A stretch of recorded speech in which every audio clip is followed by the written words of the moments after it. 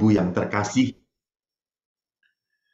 terima kasih banyak bahwa saya boleh bersama-sama menikmati puji-pujian, persekutuan doa, dan sharing bersama persekutuan doa Santo Mikael Palopo. Ada sebuah hal yang sungguh menyedihkan, bahwa hampir setiap hari kita mendengar orang-orang yang kita kenal meninggal dunia karena COVID-19. Hari ini saya mendapat berita, hari ini 5 orang yang saya kenal meninggal karena COVID. Begitu pedih, begitu menyakitkan. Apalagi pada saat melihat bagaimana mereka dibawa sendirian menuju tempat krematorium. Tidak ada yang menemani pun jauh. Akhirnya pengalaman pandemi ini membuat kita semakin sadar, kita ini rapuh. Kita ini adalah pribadi yang berasal dari debu dan kembali kepada debu. Maka waktu saya mencoba merenungkan tema dari permenungan kita sore hari ini, hidupmu berharga, ada sebuah perasaan yang tidak nyaman di dalam hati. Kalau berharga itu kan berarti dipertahankan. Kalau berharga itu kan berarti tidak disia-siakan. Kalau berharga itu kan pasti akan dijaga baik-baik. Apakah dengan kepergian orang-orang yang baik, orang-orang yang penuh kasih, orang-orang yang taat kepada Tuhan, apakah ini menunjukkan bahwa memang manusia itu berharga di mata Tuhan? Memang Tuhan itu mengasihi kita atau tidak? Maka saya tertarik untuk mengangkat permenungan kita sore hari ini dengan sebuah lagu yang kita bisa lihat. Untuk mengucapkannya pun kita membutuhkan iman. Dari semula telah kau tetapkan hidupku dalam tanganmu, dalam rencanamu Tuhan. Rencana indah telah kau siapkan bagi masa depanku yang penuh harapan. Semua baik apa yang telah kau perbuat di dalam hidupku. Semua baik, sungguh teramat baik. Kau jadikan hidupku berarti.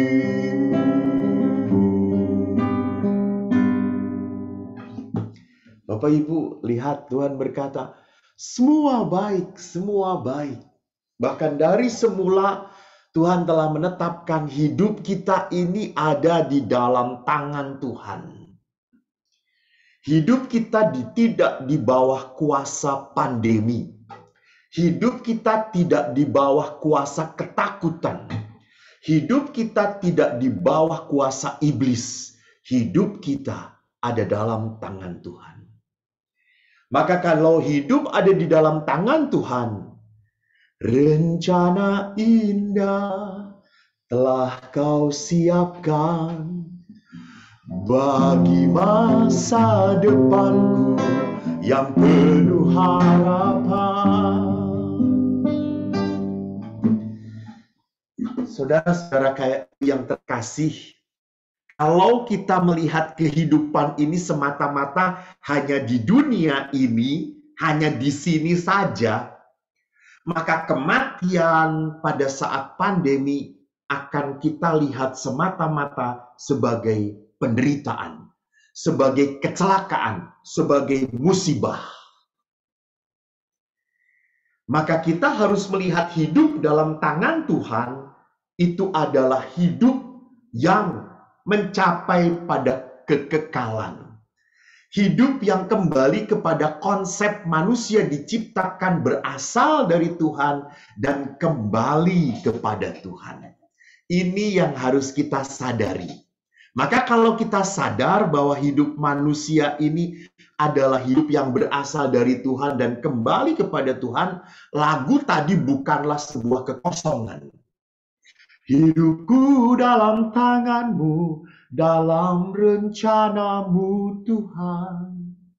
Maka itulah yang akan saya pakai sebagai permenungan pada sore hari ini.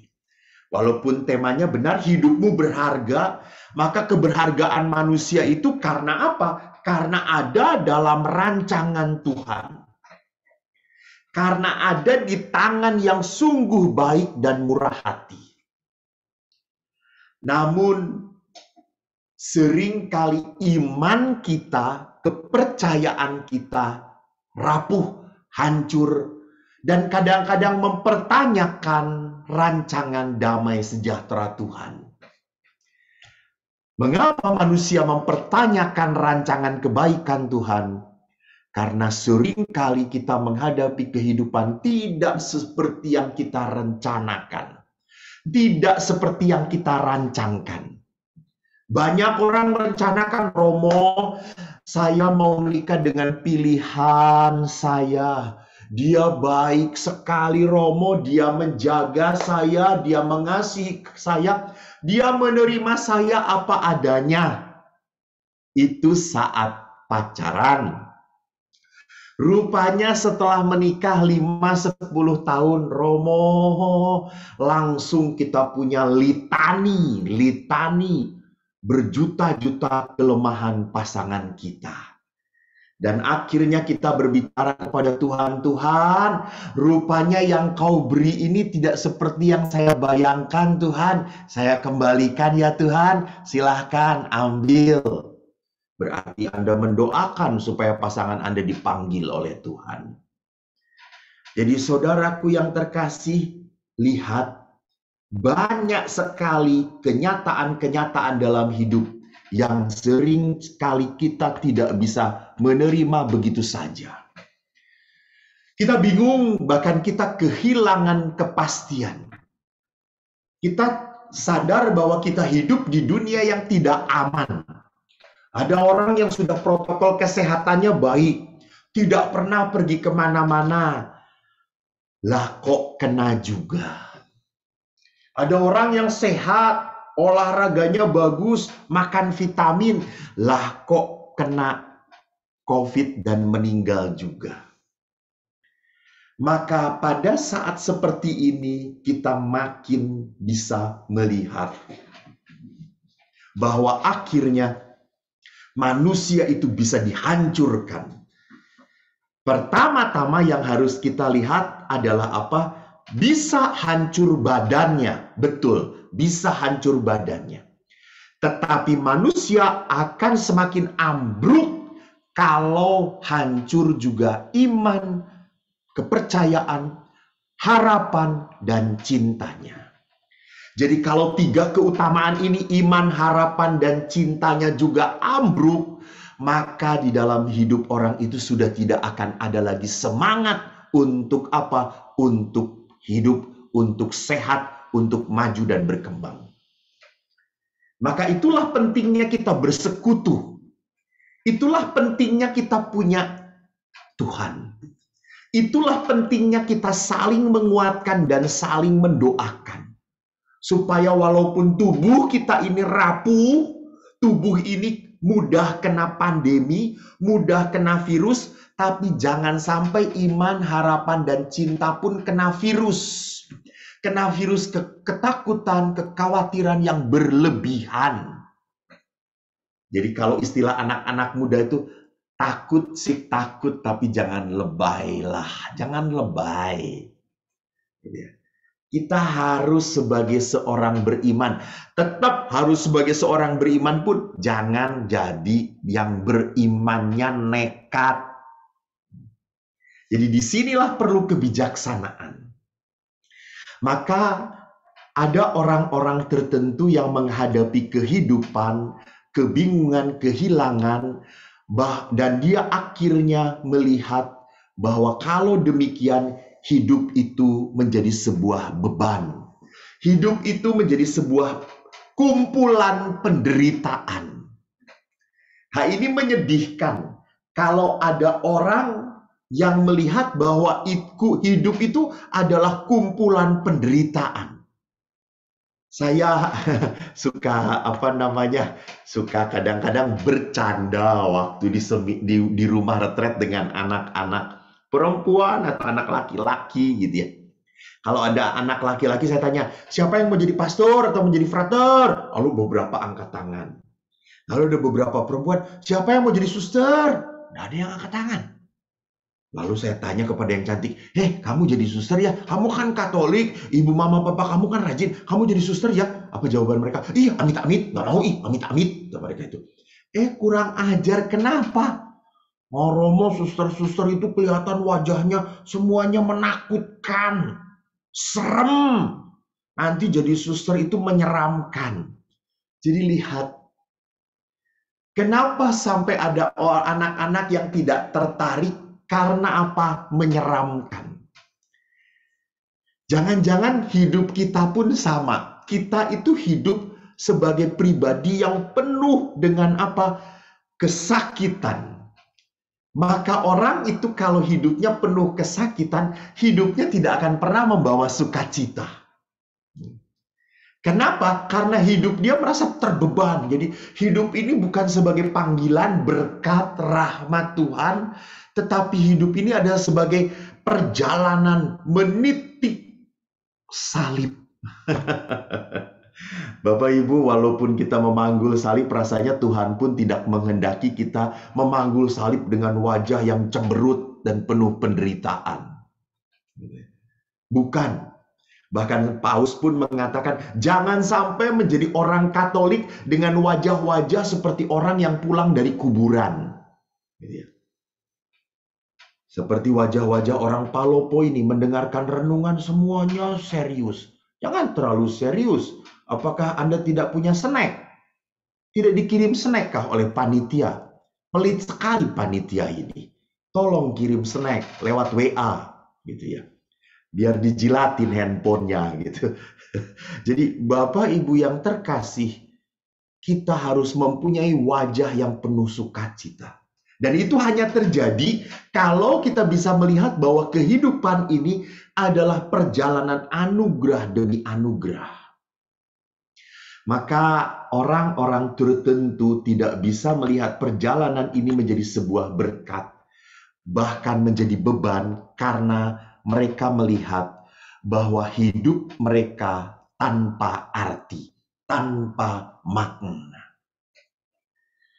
Jadi kalau orang itu tidak pernah menemukan makna, arti di balik penderitaan, maka orang itu hanya melihat penderitaan sebagai beban saja.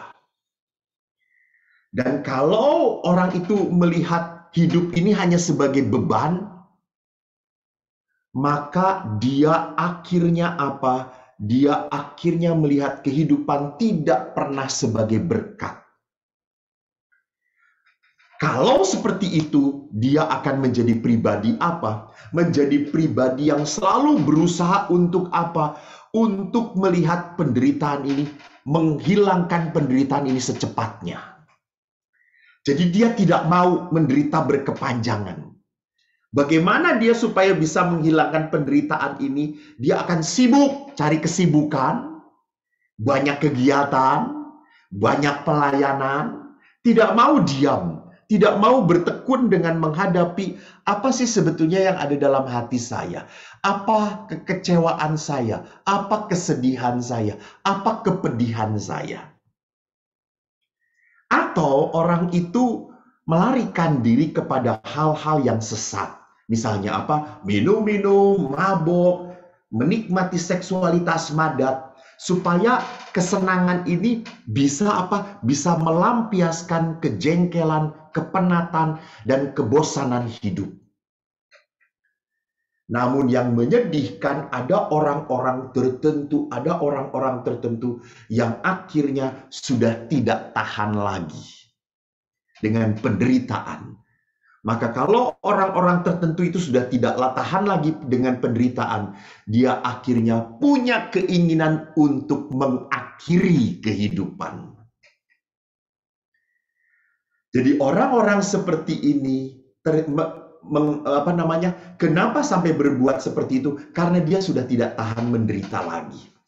Mungkin sebelum pandemi kita juga mendengar bagaimana ada seorang ibu Katolik yang akhirnya begitu menderita, dia minum racun, dan sebelum dia minum racun, anak-anaknya dia suruh minum racun juga dan mati bersama-sama.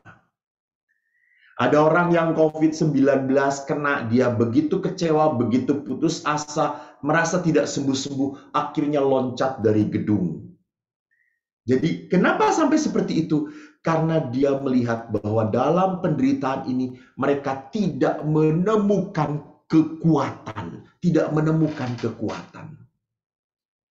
Maka orang seperti ini akan menghadapinya dengan apa? Dengan kepedihan. Orang-orang ini selalu berpikir kapan penderitaan ini berakhir. Atau dia akan selalu mengeluh dan tidak akan pernah melihat bahwa di balik penderitaan ini ada berkat, ada sukacita, ada rahmat yang tersembunyi. Mungkin Bapak Ibu akan berkata, Romo ini pinternya ngomong saja. Maaf, saya berbicara karena apa? Karena ada sharing-sharing. Ada sharing-sharing yang sungguh membuat saya merasa kagum.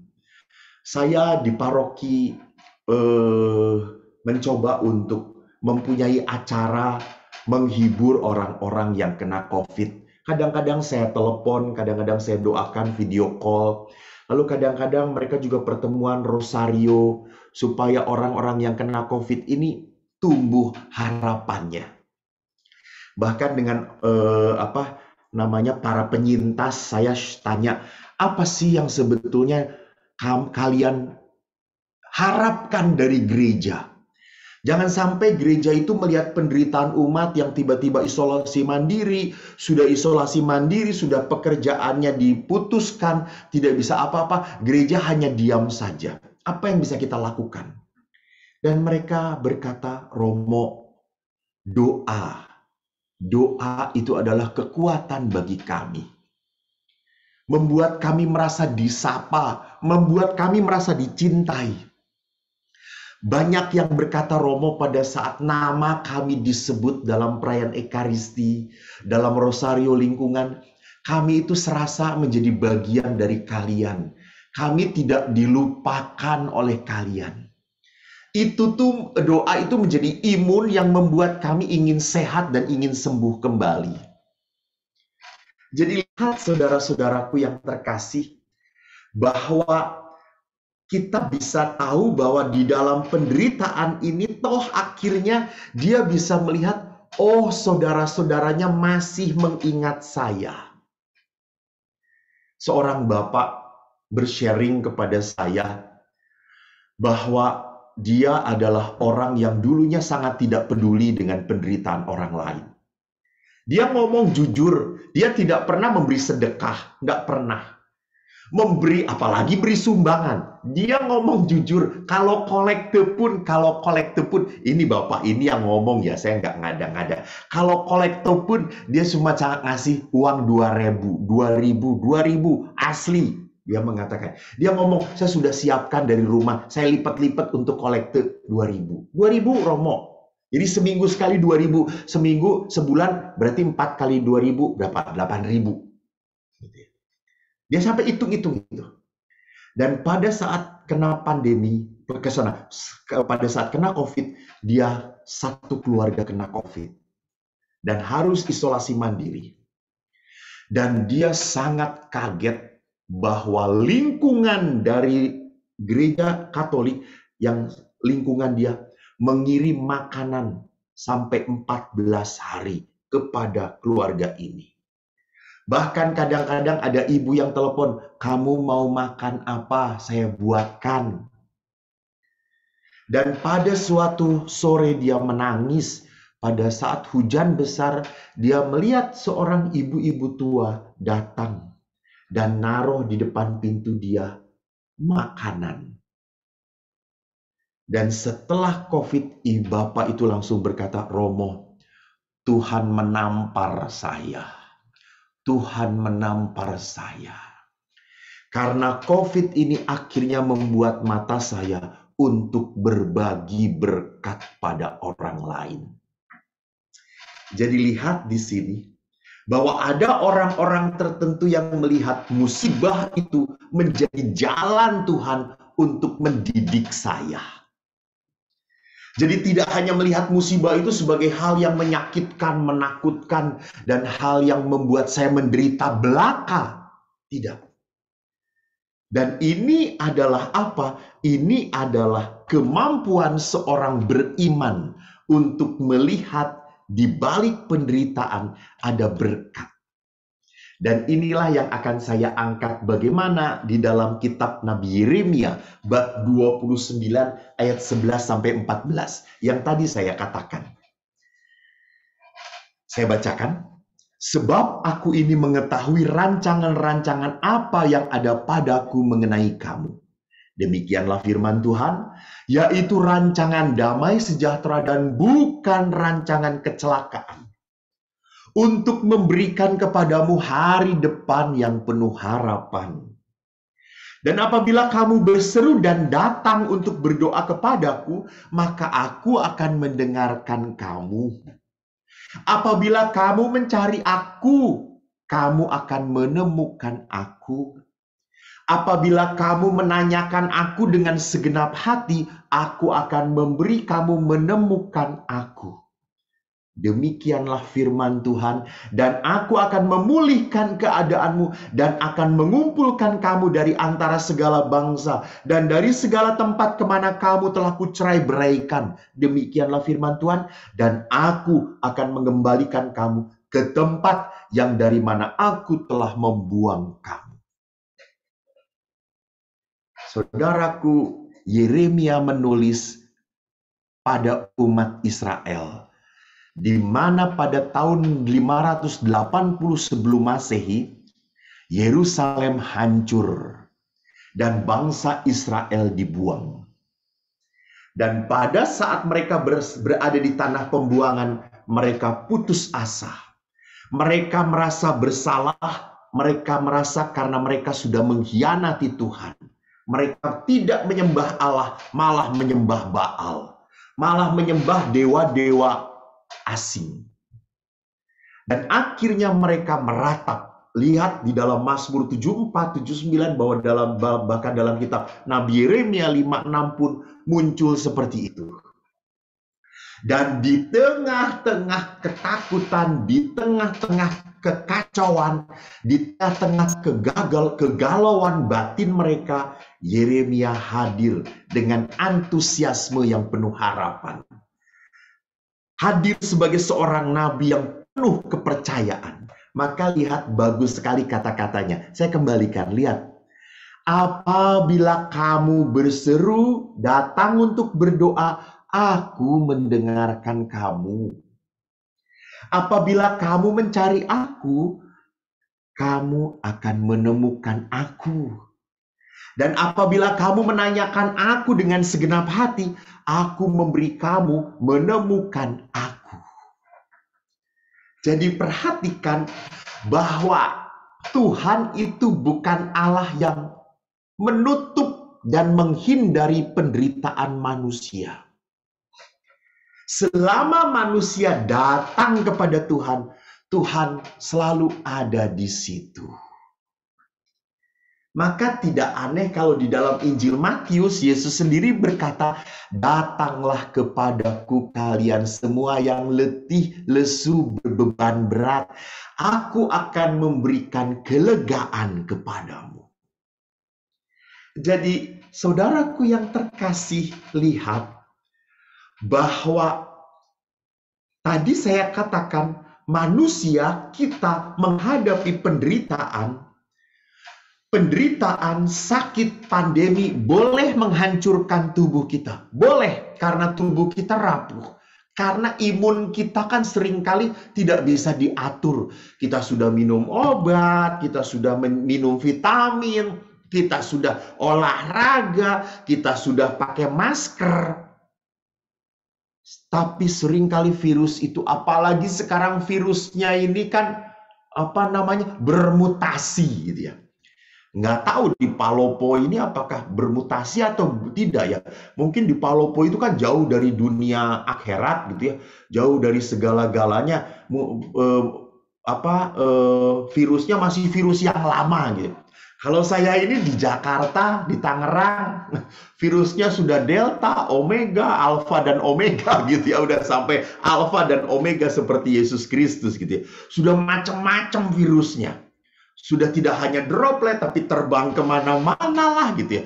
Dan mungkin di Tangerang ini virusnya tidak hanya lewat mulut, tetapi sudah lewat kentut dan seterusnya gitu. Jadi kalau lihat orang kentut pun kami harus selalu menghindar, lari gitu. Jangan-jangan itu virus virus COVID yang terbaru gitu melalui kentut gitu ya. Tapi kan kalau di Palopo tidak seperti itu gitu ya. Jadi tubuh kita boleh kena virus, boleh. Tetapi saya mengingatkan, jangan sampai iman, harapan, jiwa kita hancur karena virus, ketakutan, kegelisahan yang berlebihan. Maka di sini kalau kita tadi berkata bahwa kita ini punya hidup yang berharga di mata Tuhan. Betul, betul. Hidup kita berharga di mata Tuhan. Tetapi pertanyaannya adalah apa? Apakah kita mempunyai iman seperti itu atau tidak? Mempunyai iman seperti Nabi Yeremia atau tidak? Di tengah-tengah kehancuran. Di tengah orang-orang yang selalu share berita-berita yang menakutkan, berita yang menyedihkan. Jangan-jangan saya juga adalah orang yang begitu mudah share berita-berita yang menakutkan dan menyedihkan, biar membuat orang lain makin ketakutan. Bagaimana kita dipanggil untuk apa? Untuk menyalakan sebuah lilin di tengah kegelapan. Jadi di tengah kegelapan pandemi ini, daripada kita mengutuk kegelapan, daripada kita marah-marah terhadap pandemi ini, mari kita menjadi orang yang berani menyalakan sebatang lilin. Sebatang lilin iman, harapan, dan kasih. Maka itulah yang ditunjukkan oleh siapa? Nabi Yeremia. Nah, saat ini kita dilanda sikap apatis, pesimis, menghadapi kenyataan yang pahit, gelap, pekat, penderitaan bertubi-tubi.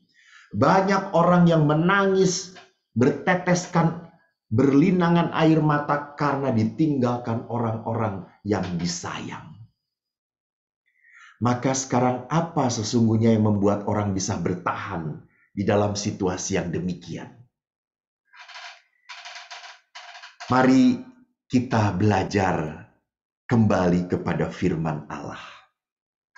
Namun sebelum kita kembali kepada firman Allah, ada sebuah kidung yang ingin saya ajak untuk kita renungkan sama-sama. Kidung ini.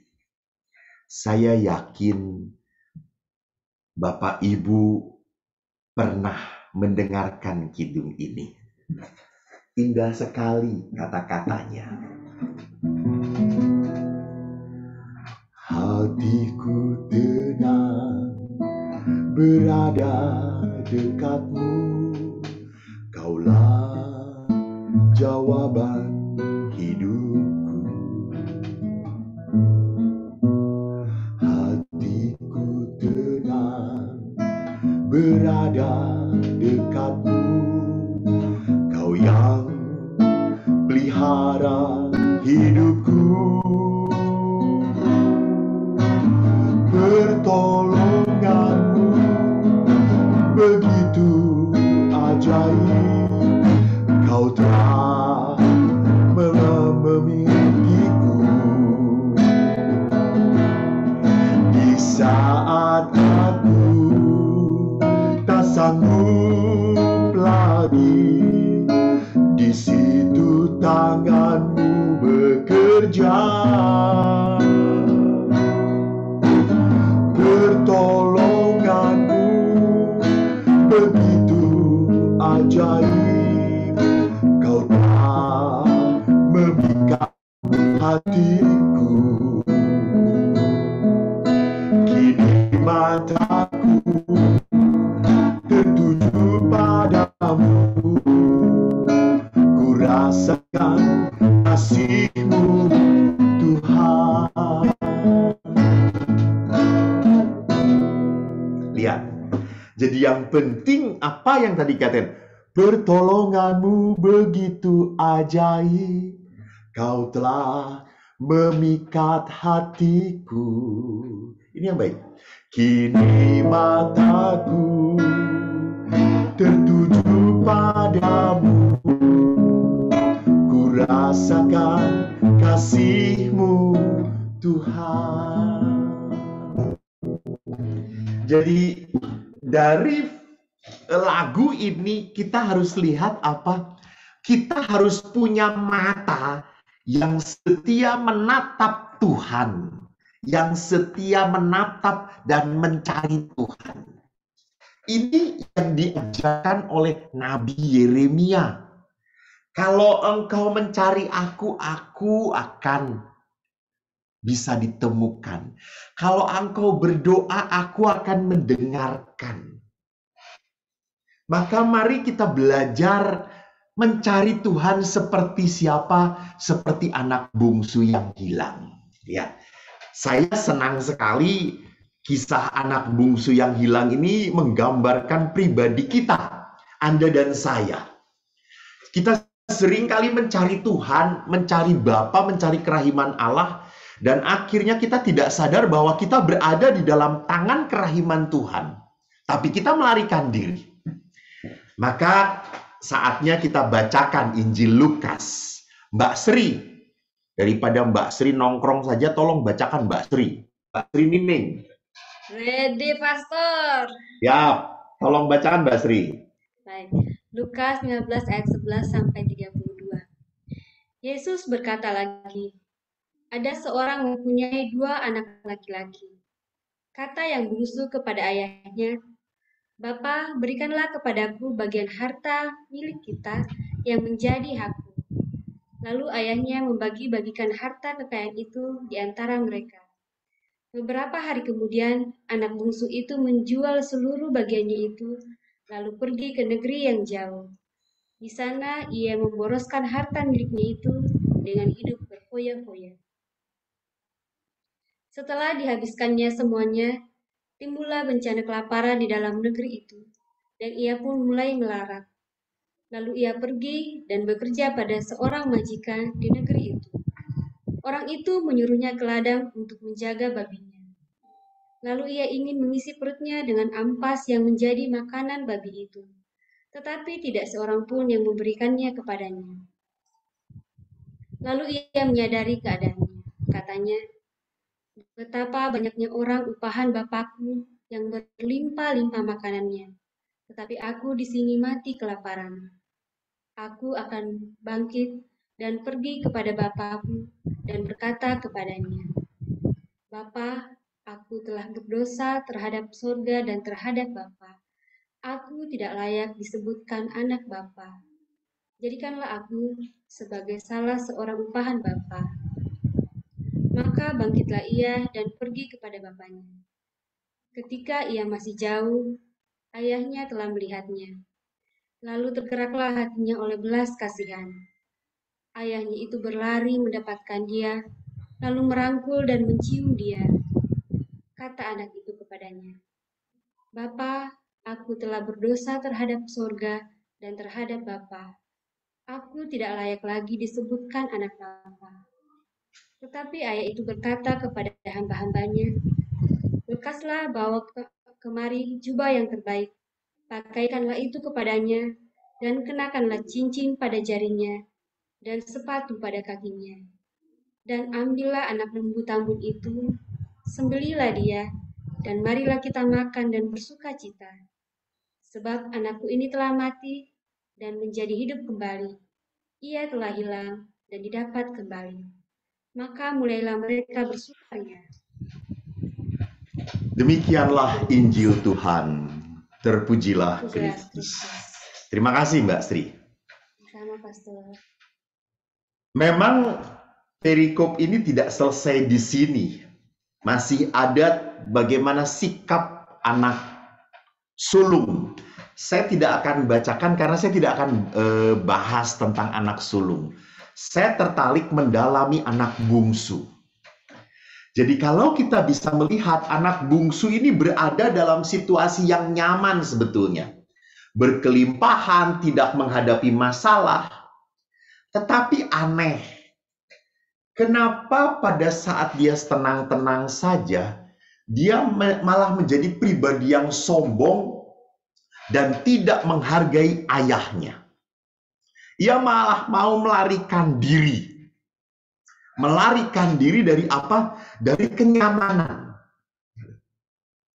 Pada saat dia melarikan diri, dia berpikir, saya akan lebih bahagia, saya akan lebih bersuka cita, saya akan lebih merasa bebas kalau saya jauh dari ayah saya.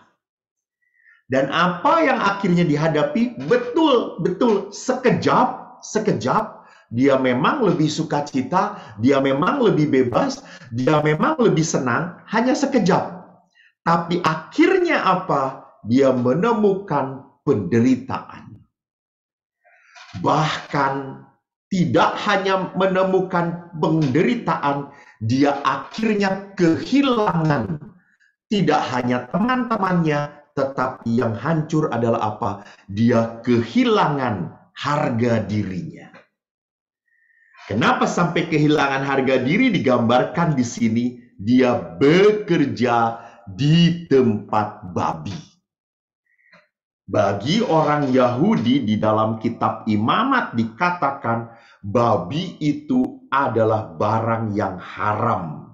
Tidak dimakan dan tidak dipakai untuk persembahan oleh orang Yahudi. Maka orang Yahudi itu tidak pernah menyentuh babi.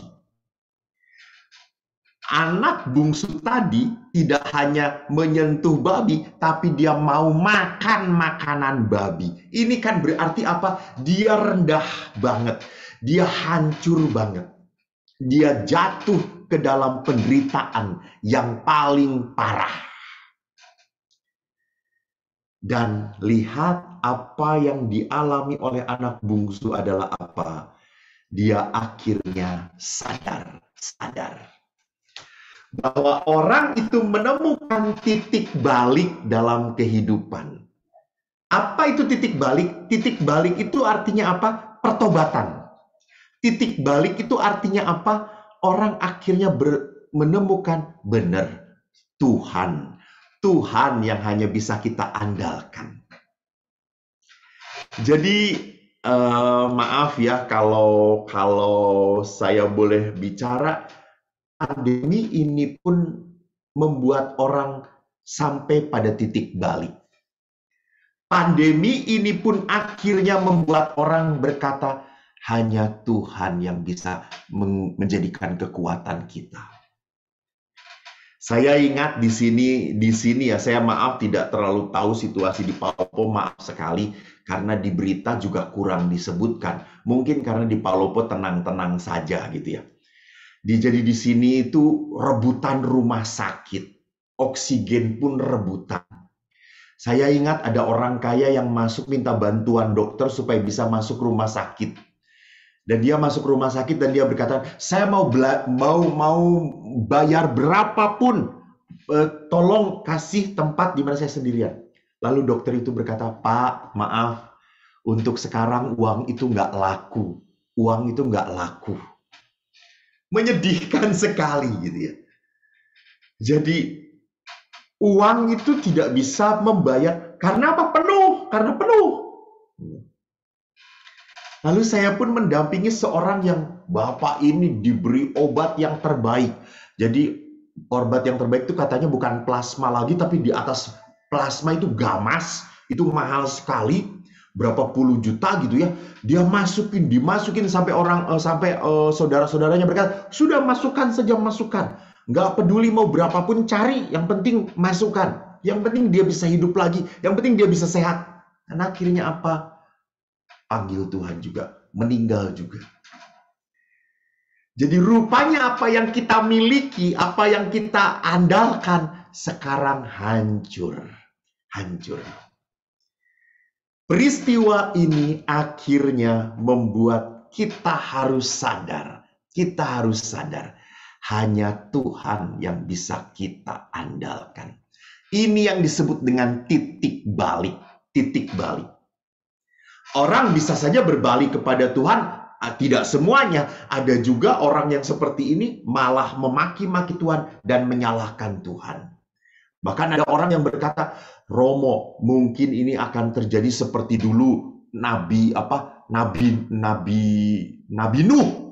Nabi Nuh itu kan bangsa itu dihancurkan lewat air bah. Sekarang itu air bahnya tidak berbentuk air, tetapi berbentuk pandemi. Manusia akan dihancurkan. Allah marah kepada manusia. Saya sih tidak punya konsep seperti itu gitu ya. Saya hanya mau melihat bahwa sekali lagi akhirnya Tuhan, manusia harus mendekat dan mendekap Tuhan. Ini yang disebutkan di dalam anak bungsu yang hilang itu adalah apa? Titik balik. Maka apa yang terjadi di dalam titik balik yang kita bisa pelajari dari anak bungsu? Anak bungsu sadar bahwa di rumah bapaknya ada kelimpahan. Ia menyadari kesalahannya. Maka dia bangkit berdiri dan kembali ke rumah bapaknya. Jadi inilah proses dari titik balik. Titik balik itu harus diawali dari proses apa? Saya menyadari penderitaan, dan penderitaan itu terjadi karena saya bersalah atau orang lain bersalah. Dan akhirnya saya harus bangkit meninggalkan penderitaan itu menuju Tuhan. Jadi ini proses dari apa? Dari sebuah titik balik. Kebangkitan. Jadi saudaraku yang terkasih, kalau dalam hidup kita merasa ada sebuah penderitaan, entah itu penderitaan badan, entah penderitaan batin, saya harus sadar berarti ada sesuatu yang salah dengan diri saya. Maka kalau saya menyadari bahwa saya ada penderitaan, ada rasa sakit, saya harus berani bangkit, meninggalkan penderitaan itu, dan dekati Tuhan, dekati Bapa. Ingat bagaimana Yesus menyembuhkan Bartimeus yang buta. Bartimeus itu meninggalkan mantelnya. Padahal bagi orang buta, dia minta-minta di tengah jalan, dia tidak punya rumah, mantel itu adalah satu-satunya harta yang berharga. Dia tinggalkan, dia tanggalkan, dia datang pada Yesus. Jadi kalau kita mau disembuhkan, mau dipulihkan, kita harus bangkit dari penderitaan kita. Kita harus meninggalkan penderitaan kita. Ini yang diteladankan oleh anak bungsu. Bagaimana dengan Bapa? Apakah Bapa itu adalah Bapa yang pasif? Apakah Bapa kita adalah Bapa yang menunggu doang, diam-diam saja? Tidak, saudaraku. Di dalam Injil dikatakan, Bapa itu tergerak oleh belas kasihan. Ia aktif berlari, ia merangkul, ia mencium. Jadi rupanya Di dalam Injil Lukas, penginjil mau memperlihatkan, Yesus mau memperlihatkan kasih Allah itu tidak berubah.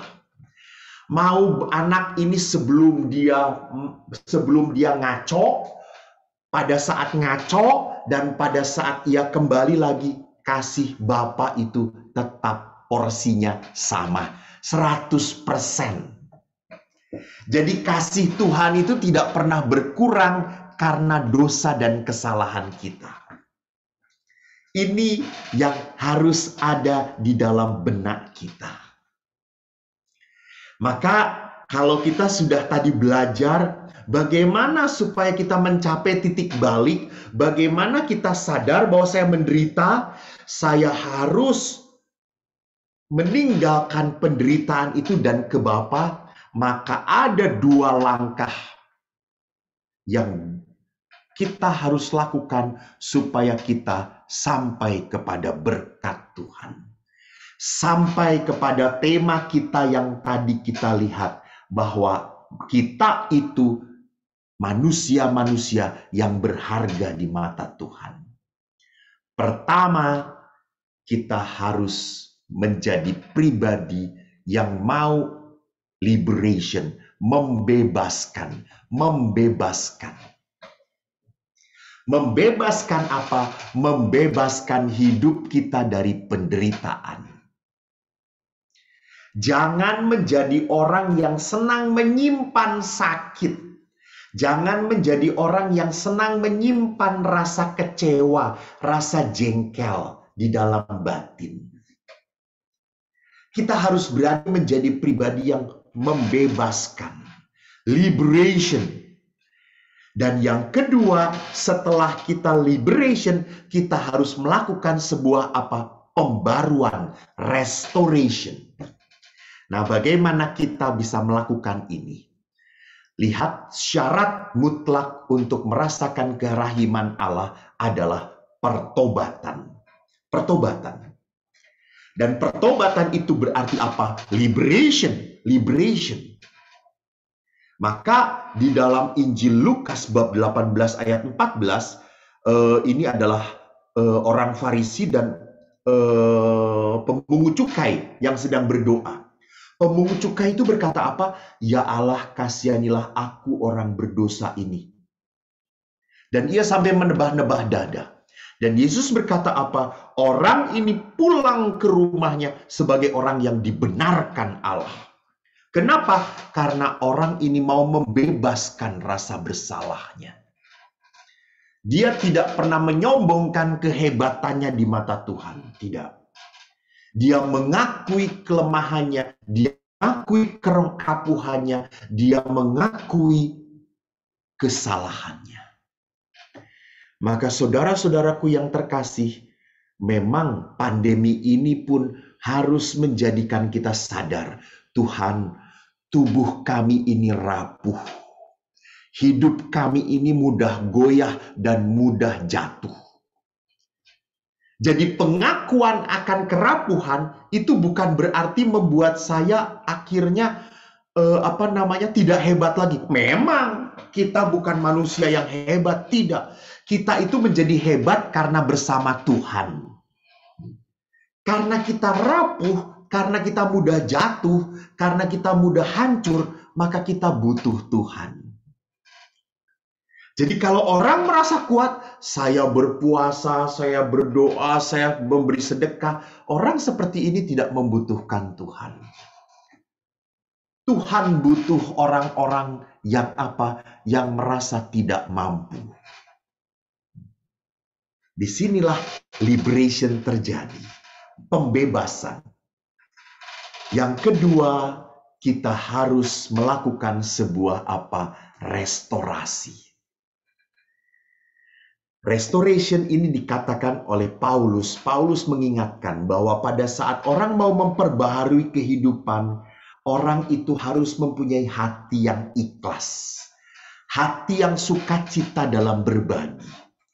Jadi tidak pernah bisa kalau orang sudah liberation, sudah dibebaskan, masih menjadi manusia yang lama. Wah ya kalau kayak gitu berarti kita tidak pernah dirubah oleh Tuhan.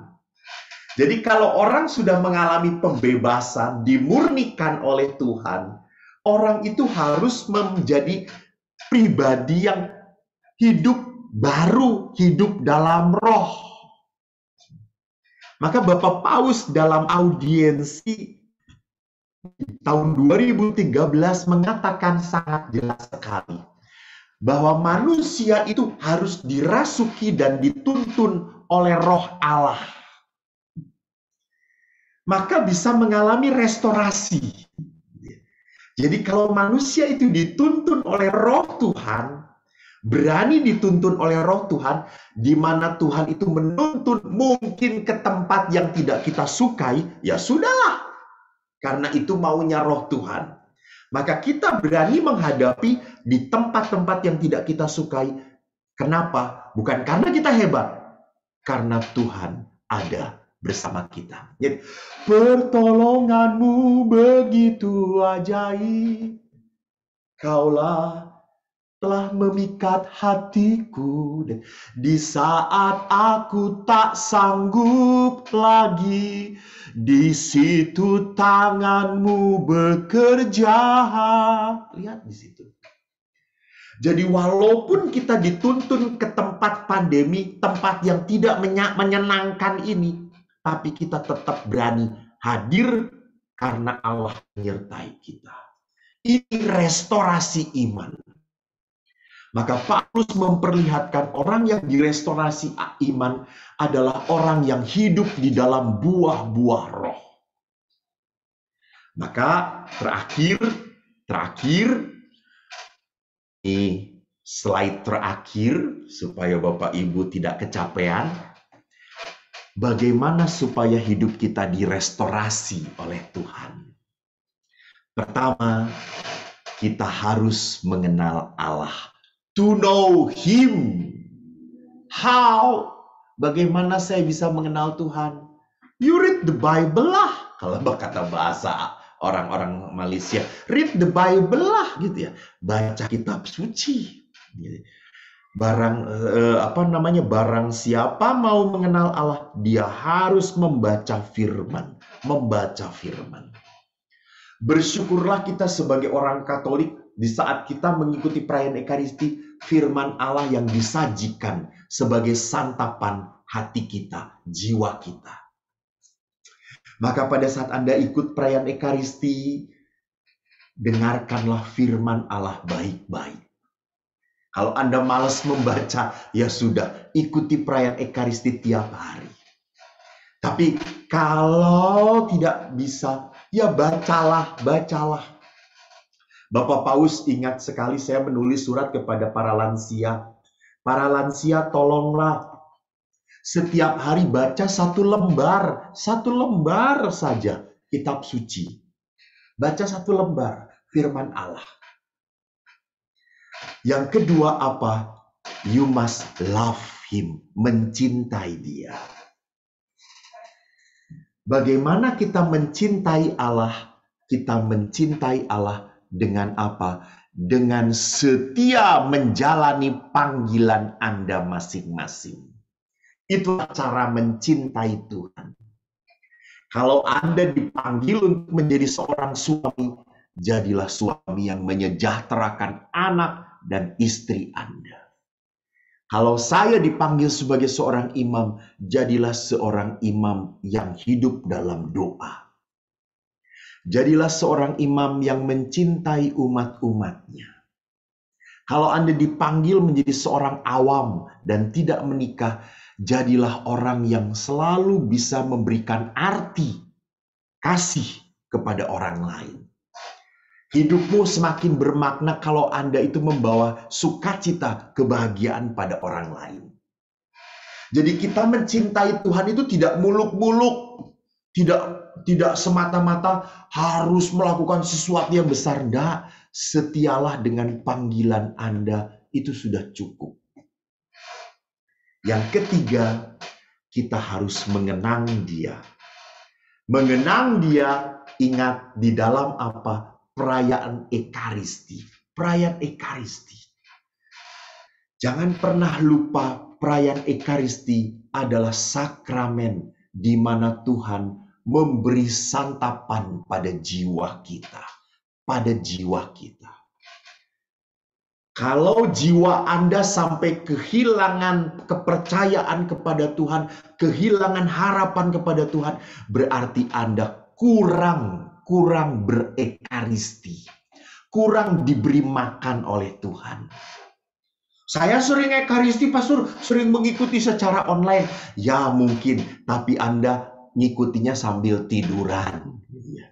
Kan ada orang tertentu yang berkata, Romo, apakah kalau ekaristi itu harus live streaming? Boleh nggak ekaristinya yang recording, yang rekaman? Itu bukan ekaristi namanya, itu nonton ekaristi. Kalau Anda mengikuti ekaristi ya live streaming gitu ya. Ya bukan sambil makan-makan, minum-minum, dengarkan, duduk sopan, berdiri ya berdiri, buat tanda salib ya buat tanda salib. Itu misa live streaming yang benar. Mandi dulu gitu ya. Jangan ikut misa live streaming masih pakai roll rambutnya. Nggak apa-apa Romo, kan zoomnya nggak kelihatan toh. Ya nggak kelihatan tapi Tuhan ngeliat, jijik ngeliatnya gitu ya. Romonya sih nggak ngeliat gitu ya. Kalau kita mau berhadapan dengan Tuhan, sopanlah, baik-baiklah gitu ya. Jadi mengenang dia, kita harus apa? Harus diberi santapan ekaristi tiap hari jiwa kita. Dan yang terakhir adalah apa? Kita harus meneladan dia. Imitate. Meneladan Yesus berarti apa? Berarti kita berani memanggul salib. Memanggul salib. Karena apa? Kristus pun setia mengikuti kehendak Allah dengan memanggul salib. Jadi Bapak Ibu yang terkasih, kalau kita mengatakan diri kita ini adalah anak-anak Tuhan yang berharga, tolonglah menjadi anak-anak yang memang patut dihargai. Memang kita ini menunjukkan sebagai umat Allah yang berharga. Jangan sampai kita berkata, kita ini berharga loh, kita ini anak Tuhan. Tapi kelakuan seperti setan. Kurang ajar namanya. Itu namanya mencemooh, melecehkan. Melecehkan apa? Melecehkan hakikat sebagai anak-anak Tuhan. Maka Bapak Ibu yang terkasih, sebagai anak-anak Tuhan pun, sebagai penutup, saya mengetuk hati Anda. Pada sore hari ini kita bersekutu bersama-sama dan kita akan memberikan persembahan kepada Tuhan. Kebetulan persembahan ini akan diserahkan kepada frater hamba-hamba Kristus yang rumahnya hancur. Saya melihat dapurnya berantakan. WC-nya lobang di mana-mana. Jadi kalau hujan mereka tidak perlu mandi pakai air bak, cukup tetesan-tetesan air hujan. Jadi tolonglah, Anda ini anak-anak Tuhan. Anda ini, hidup Anda ini diberkati. Walaupun masa pandemi, walaupun rezekinya, Romo masa pandemi ini rezeki kita juga sedang surut. Ya walaupun surut, tapi memberkati tidak pernah susut. Jangan pernah susut, takut untuk memberkati. Berkatilah para frater, kasihan mereka. Jangan lihat saya sudah berkelimpahan di sini. Jangan menyumbang pastor-pastor di Helena ini. Jadi sumbanglah para frater di HHK ini, hamba-hamba Kristus, mereka berkarya di Palopo. Semoga ketukan hati saya ini membuat Anda terketuk untuk membuka dompet. Tidak perlu membuka hati, buka dompet Anda. Terima kasih, Tuhan memberkati. Amin. Terima kasih banyak, Romo Eko, luar biasa. Yang lagi ikut PD malam hari ini tidak nonton kan? Pada semangat bukan jadi penonton, boleh nggak diaktifkan videonya, kita lihat benar nggak sih lagi ikut bukan lagi nonton. Kita lihat muka-mukanya lagi senyum, lagi ceria, udah penuh berkat belum? Aduh luar biasa Ibu Swing. Aduh enak sekali senyum-senyumnya semua. Nah yang lagi diberkati malam hari ini, sebelum masuk ke sesi tanya jawab, yang merasakan berkat Tuhan boleh angkat tangan, jempol boleh lah depan layar. Jempol yang merasakan berkat Tuhan boleh. Yang merasa berharga di mata Tuhan, boleh kasih jempol. Saya undang lagi siapa yang mau lebih diberkati Tuhan hari ini. Ayo kasih jempol yang mau diberkati Tuhan luar biasa, ayo. Berkatnya 10 kali lipat ini. Mau dapat 20 kali lipat? Mau dapat 20 kali lipat? Ayo dong, yang mau sharing, bagikan kebaikan Tuhan. Dari saya lihat ini malam hari ini ada dari Papua, ada dari Surabaya, Bandung, dari Jakarta. Oke, luar biasa. Tuhan persatukan kita dari seluruh Indonesia dan bahkan ada Malaysia malam hari ini. Silahkan yang mau sharing, langsung unmute. Oke, silahkan yang mau sharing, yang mau merasakan berkat Tuhan yang luar biasa. Ada seperti apa dia? Oke, yang mau bertanya silahkan. Mungkin ada yang mau ditanyakan ke Romo Eko. Pak Yosef, silahkan. Saya langsung ya kasih spotlight. Di-unmute aja Pak Yosef. Oke, masih berproses di sana. Oh, tunggu. Sepertinya belum di. Oke, wait. Ya, terima kasih Bu. Selamat malam semua. Selamat malam Romo. Selamat malam semuanya. Malam Pak Yosef. Ya, terima kasih Romo. Ada 2 pertanyaan saya Romo. Yang pertama, tadi kalau saya tidak salah Romo menyampaikan bahwa kadang melalui musibah itu menjadi jalan bagi orang untuk semakin mengenal Tuhan, untuk beriman kepada Tuhan. Jadi sadar, jadi semacam Tuhan menampar orang seperti yang mengalami penderitaan itu. Nah, pertanyaan saya menurut Romo, apakah musibah atau penderitaan itu berasal dari Tuhan atau karena akibat kecerobohan manusia? Itu yang pertama Romo. Yang kedua, mengenai sikap Bapa dalam kisah anak yang hilang Romo. Tadi disampaikan juga bahwa Bapa atau Tuhan itu kasihnya tetap sama, tidak berubah. Atau ya mungkin bisa diistilahkan Tuhan Maha Pengampun. Nah, kadang-kadang konsep Tuhan Maha Pengampun itu menjadi alasan bagi orang tertentu untuk secara sadar melakukan kesalahan, bahwa kan Tuhan kan mau memaafkan, dia Maha Pengampun, maka buat lagi baru bikin kesalahan nanti akan diampuni. Nah, bagaimana menurut Romo tentang hal seperti ini, dan apakah ini termasuk sebagai cara atau tindakan mencobai Tuhan yang seperti konsep yang seperti itu? Artinya dia mau berbuat kesalahan karena tahu bahwa Tuhan itu Maha Pengampun. Terima kasih Romo. Baik Pak Yosef, terima kasih banyak atas pertanyaannya. Jadi inilah kecenderungan manusia gitu ya. Kecenderungan manusia dalam musibah itu selalu tanya. Gitu. Lihat kita tuh punya orang kudus yang begitu dekat dengan Yesus, yaitu Yosef dan Maria. Yosef itu di dalam kitab suci nggak pernah kedengaran berbicara. Bunda Maria pun selalu menjadi sosok yang merenungkan semuanya di dalam hati mereka. Sedangkan manusia ini, kita ini selalu mempertanyakan musibah itu berasal dari siapa? Dari Tuhan kah? Atau karena kelemahan manusia kah? Lalu kalau kita tahu musibah itu dari siapa, apakah musibah itu semakin lama semakin hilang dalam kehidupan kita? Tidak juga.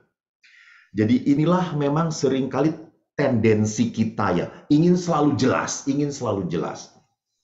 Jadi kalau kita kembali kepada pertanyaan, musibah berasal dari Allah. Musibah diizinkan oleh Tuhan, lihat di dalam kitab Ayub. Di dalam kitab Ayub, Allah mengizinkan penderitaan terjadi pada Ayub. sebagai tanda pencobaan, sebagai tanda pencobaan gitu. Tapi ada musibah-musibah tertentu pun terjadi karena apa? Karena kelalaian manusia, karena kelemahan manusia, sehingga dia mengalami musibah. Jadi tidak setiap musibah bisa dijawab dengan satu formulasi, enggak gitu. Jadi ada musibah-musibah tertentu yang memang alamiah gitu. Bahwa kalau tidak salah, saya mendengar pandemi ini pun menjadi sebuah musibah alam yang berapa ratus tahun sekali berputar terjadi gitu. Tiba-tiba begitu saja terjadi. Dan yang harus kita hadapi dalam musibah, bagaimana sebagai seorang beriman gitu ya, apakah kita mempertanyakan, apakah kita mencari-cari penyebabnya. Justru sebagai seorang beriman kita harus berguru dari para orang kudus tadi gitu ya. Jadi kita akhirnya pada saat kita kena musibah, kita harus sadar kerapuhan kita. Bahwa manusia ini bukanlah pribadi yang bisa bertahan kuat kalau tidak ada Tuhan. Maka sekali lagi, siapapun yang dapat musibah, apapun bentuknya, harus membuat manusia sadar kembali kepada sentral kehidupan, yaitu Tuhan. Kedua, sikap Bapa yang begitu baik, kasihnya yang tidak berubah, sehingga membuat manusia kurang ajar. Manusia kalau berdosa dan dia tahu karena Allah itu Maha Pengampun lalu seenaknya berdosa, dia melakukan dosa berat itu. Karena apa? Dia dengan sadar dan merencanakan. Itu dosa berat itu namanya gitu. Dia mempermainkan kerahiman Tuhan. Semoga menjawab. Terima kasih. Terima kasih, Romo. Ya.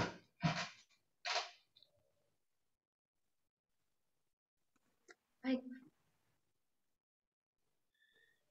Kalau tidak ada pertanyaan lagi, berarti semua sudah jelas. Jelas bahwa Anda bingung gitu ya. Ya. Jangan semua pertanyaan kepada saya. Di sini juga ada Romo Edi. Biarkan Romo Edi juga berbicara. Romo Edi ya. Ya, malam ini ada 3 Romo sebenarnya, Romo. Romo Edi, Siap. Romo Martinus Sasomba juga. Halo malam, Romo. Oh, ada Romo Martinus. Halo, selamat Ya. malam Romo Martinus. Saya punya pasukan berarti ini bisa menjawab. Iya, nggak sendiri ya ternyata. Romo. Atau Romo Edi mau menambahkan sesuatu sih atau berkomentar, silakan Romo Edi. Wah, lah kok cuma mantap.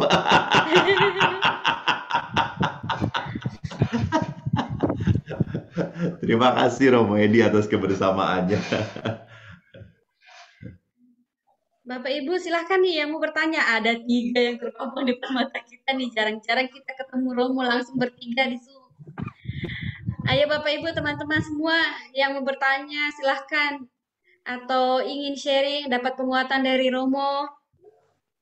Kita gunakan setiap kesempatan yang kita punya. Tidak selalu kita ketemu dengan 3 Romo ini. Adakah yang hands? Ya, mungkin ada yang mau sharing, Ibu Suing mungkin. Ibu Suing dari Makassar. Ya, silakan, Cik.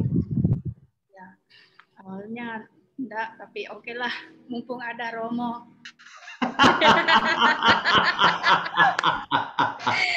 Ayo, mari Ibu Suing. Ya, salam kenal Romo. Salam kenal Ibu. Yang hadir.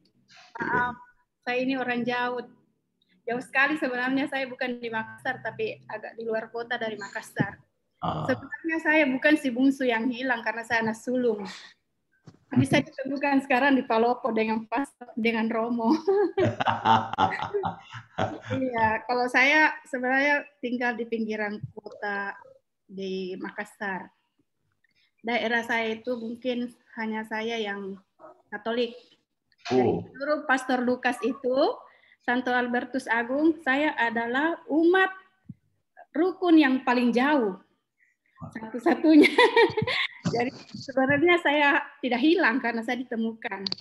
Dan saya ditemukan. Dan hari ini, malam ini, luar biasa Romo. Saya dikuatkan dengan firman Injil hari ini tentang si bungsu yang hilang. Iya, saya kan sebenarnya awalnya seorang Muslim. 25 tahun yang lalu itu saya ditemukan Tuhan Yesus pastinya. Amin. Iya. Dan sampai hari ini beberapa sebelum pandemi itu mungkin saya rajin ke gereja, keluarga ke gereja. Hari Minggu tidak pernah absen, pindah-pindah gereja malah. Di mana saya bisa sempat, di situ saya gereja. Nah sekarang ini ada pandemi. Saya yang biasa aktif hampir tiap hari di luar rumah, acara inilah. Pas ada pandemi ini, saya lebih banyak menghabiskan waktu di rumah. Ya, membalikkan semua hal dalam hidup saya. Misalnya saya harus ke dapur, atur anak yang 4, yang lapar terus. Ya kan? Dan pelan-pelan saya tidak tahu ngapain. Jadi kan saya yang tidak pernah misa harian jadi rajin ikut misa harian, biasa ikut sajalah yang seperti Romo tadi bilang live streaming, jangan yang harus live, jangan disimpan ya. Nanti baru nonton. Ya, rajin setiap hari bolehlah saya sempatkan waktu misa harian. Terus yang paling saya senang juga itu selama pandemi ini, walaupun pandemi kan di luar sana kan banyak yang kita kasihan, banyak yang isoman, banyak yang sakit. Bahkan setiap hari kalau kita pagi buka, setelah doa pagi itu saya buka grup-grup kan banyak yang inilah pergi tanpa bilang-bilang, inilah begini ya Romo.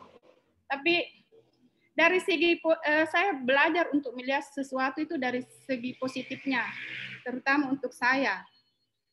Segi positifnya saya itu pandemi, saya malah banyak mengenal dan belajar tentang firman Tuhan. Termasuk saya hari ini nyangkut di PD Palopo. Hampir Selasa, Rabu, Kamis, saya sempatkan waktu saya setelah saya aktivitas kerja dan lain-lain, jaga toko apa dan lain-lain, saya sempatkan ikut yang beginian.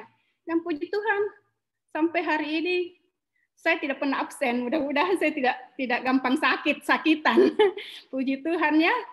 Jadi kalau untuk harus keluar ya paling ke pasar atau kemana Romo. Jadi terima kasih Romo. Walaupun itu tadi yang si bungsu yang hilang, yang dia kembali ke bapaknya. Semoga saya menjadi si sulung yang akan selalu kembali dan ingat bapaknya. Bersama bapaknya dikuatkan. Terima kasih Romo, hari ini saya dikuatkan. Terima kasih banyak, karena betul-betul dari tadi saya menyimak. Memang saya penggemarnya Romo loh. Salah satu, ya Romo yang lain juga saya suka sih, tapi kalau kelucuannya Romo Eko kan lucu banget, ya kan? Ternyata. Rumah saya itu pinggir kota, pernah ada acara di Makassar. Yang di Asisi ya, gereja yang Asisi itu kan jauh dari rumah saya kan 2,5 jam. Gorong gotong-gotong. Bukan Asisi. Sebelum gotong-gotong. Kalau gotong-gotong 1,5 jam lah sampai kalau tidak macet. Kalau macet ya lama. Karena dari rumah saya ke gereja saya saja perlu 1 jam 20 menit. Tapi puji Tuhan, Tuhan selalu memanggil saya. Terima kasih Ibu atas sharingnya, Bu Suing. Tuhan memberkati selalu. Terima kasih. Ya. Terima kasih, Bu Suing. Nanti dikasih tanda tangan sama Romo Eko ya. Setiap peserta yang hadir malam hari ini. Virtual Romo, virtual Romo. Kalau mau bergembira harus nonton YouTube-nya Romo. Puji Tuhan. Mungkin ada lagi yang mau sharing atau bertanya kepada Romo. Ibu Indra mungkin. Halo Ibu Indra dari Bogor. Ada Albino dari... Enggak, Tresia. Tadi ada Resen dari yang dari Timur Leste jauh sana. Ya, Bapak Albino dari Timur Leste. Yuk silakan Pak. Pak Albino, saya cari namanya. Boleh di-unmute dulu? Ya, silakan. Ya. Selamat malam Romo, selamat malam teman-teman dari Indonesia. Salam dari Timor Leste. Selamat malam Romo. Saya sangat kagum dengan Romo. Malam ini saya bisa dengar langsung dan bisa bertemu langsung dengan Romo walaupun hanya lewat Zoom. Saya sangat kagum karena dengar lewat YouTube Romo sangat lucu, tapi di balik lucunya itu ada hal-hal yang sangat menyentuh hati saya. Hingga begitu dengar dari kelompok karismatik Palopo bahwa ada Zoom dengan Romo, maka saya pun ikut bergabung malam ini. Yang pertanyaan saya begini Romo, berdasarkan pikiran Romo tadi bahwa manusia itu kan tidak sempurna, sehingga hari ini setelah mengaku dosa, besoknya jatuh lagi dalam dosa. 2 hari, 3 hari mengaku dosa, 2-3 hari jatuh kembali dalam dosa. Oleh karena itu ada pikiran-pikiran yang menyatakan bahwa lebih baik daripada jatuh bangun, ya lebih baik bertobatnya tunggu hari-hari terakhir saja. Tunggu hari dekat ajal, hari-hari kematian baru kita bertobat sekali. Bagaimana pendapat Romo? Itu pertanyaan saya, Romo. Dosanya direkap, Romo. Terima kasih Pak Albino. Kita bertemu dengan secara virtual. Terima kasih banyak atas pertanyaannya. Bagaimana kalau bertobatnya nanti saja? Bagaimana kalau tidak sempat bertobat? Jadi tidak sempat bertobat langsung dipanggil Tuhan. Lah kita masuk neraka. Bukan sampai api penyucian malah ke neraka gitu, bablas gitu ya. Jadi memang pikiran ini bukanlah pikiran yang benar. Jadi perhatikan kenapa kok sakramen pengampunan, saya lebih senang sakramen pengampunan, bukan pengakuan. Walaupun ada yang mengatakan sakramen, bolehlah silakan sakramen rekonsiliasikan perdamaian gitu ya. Jadi kalau sakramen pengakuan kan seolah-olah saya mengakui, kan malu seperti pencuri saja mengakui kesalahan. Jangan lupa bahwa sakramen itu adalah sakramen perdamaian, rekonsiliasi. Saya berdamai dengan Tuhan. Bapak Albino, jangan kita lupakan bahwa yang membuat seringkali berkat Allah tidak nyampe pada kita adalah dosa. Adalah dosa. Jadi selang berkat itu seperti selang dari mata airnya kenceng. Tapi kenapa kok ke hidup kita kok cuma netes doang ya? Padahal berkat Allah kenceng. Yang salah bukan berkat Allahnya, selangnya ini. Terlalu banyak lumut. Lumut itu apa? Dosa itu tadi. Maka dibersihkan. Jadi orang itu perlu berdamai dengan Tuhan supaya membersihkan aliran rahmat, aliran berkat. Jadi jangan melihatnya sebagai saat di mana saya malu di depan imam. Halo, kita di depan imam bukan di depan imam, kita di depan Allah. Kita di depan Tuhan gitu ya. Maka kan kalau Bapak ingat bahwa dalam sakramen pengampunan kan ruangan sakramen pengampunan itu bagian umat gelap. Tidak kelihatan oleh imamnya siapa dia gitu ya. Dan saya kalau memberikan sakramen saya tidak mau tahu siapa orang yang ngomong ini, saya tidak mau melihat gitu ya. Karena memang seperti itu supaya tidak ada halangan, supaya tidak supaya bahwa mereka sadar mereka bukan berbicara pada imam, mereka berbicara kepada Allah. Jadi Bapak Albino tolong diingat-ingat bahwa dalam sakramen pengampunan kita bukan bukan melaporkan dosa. Karena kalau melaporkan dosa malu gitu. Dari dulu Tuhan saya suka marah-marah ngebohongin istri, datang lagi ngebohongin istri lagi, lalu datang lagi ngebohongin istri lagi gitu ya. Tuhan juga berkata, "Ya ampun, kamu terus-terusan itu lagi." Sampai Tuhan juga bosan. Enggak. Jadi sakramen rekonsiliasi adalah sakramen yang membersihkan kita, mendamaikan kita, supaya berkat Allah itu mengalir dalam hidup kita. Supaya kita itu menjadi pribadi yang sungguh merasakan damai, sukacita, disejahterakan oleh Tuhan. Semoga menjawab Pak Albino. Terima kasih atas pertanyaannya yang konyol tapi benar sekali. Terima kasih. Ya, terima kasih Pak Albino. Semoga berkesan ya apa yang diucapkan oleh Romo. Jadi jangan ditabung-tabung dosanya. Ya, lakukan. Tadi saya lihat ada Ibu Siska raise hand. Boleh Ibu Siska kalau mau sharing silakan. Shalom Romo. Shalom Ibu Siska. Saya mau bertanya lah, sebab dalam situasi pandemik ini, macam kalau kami di sini banyak, apa hukumannya yang seorang pemimpin tiba-tiba dia lari dari pelayanan dia, tanggung jawab dia, tanpa pengetahuan, hanya salah paham pasal Zoom. Pasal apa, Bu? Pasal Zoom meeting. Oh, Zoom meeting. Dia bilang tidak sah di dalam, macam tidak dibenarkan, tapi kita guna. Jadi dia orang macam tidak suka bergabung. Padahal dia orang pemimpin, seorang pemimpin. Oke, ya betul, betul. Jadi memang ada entah itu imam, beberapa apa tidak mau menggunakan Zoom, ingin langsung gitu ya. Padahal situasi sedang seperti pandemi seperti ini gitu ya.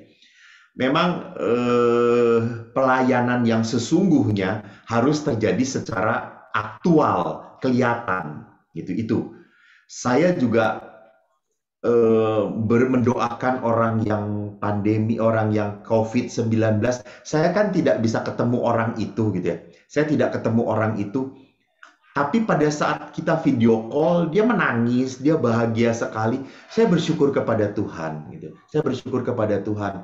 Tuhan, terima kasih Engkau menciptakan, Bapak Paulus mengatakan internet ini adalah diciptakan juga oleh manusia karena kerahiman Tuhan gitu. Nah, kalau ada pemimpin, imam-imam yang tidak menerima Zoom dan tidak mau Zoom, ya harus Ibu hargai, Ibu terima.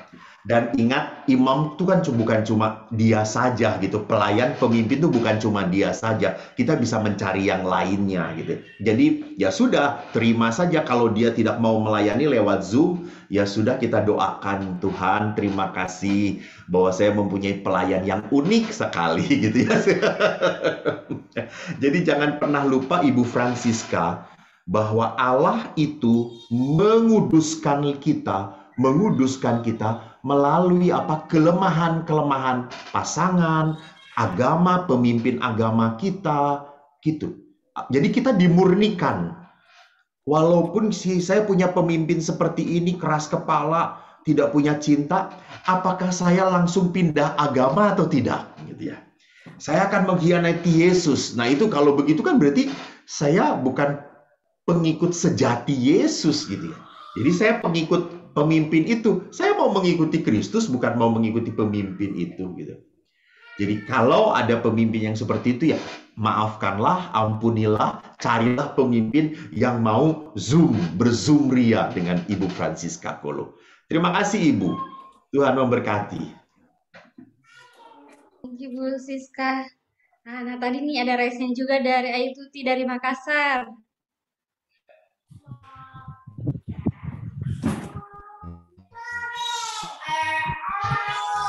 Ya, silakan Ibu Tuti.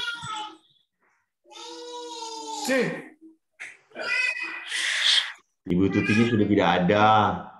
Oh, Ibu Tutinya sudah. Ya. Yang lain lagi. Sudah out ya, sinyal.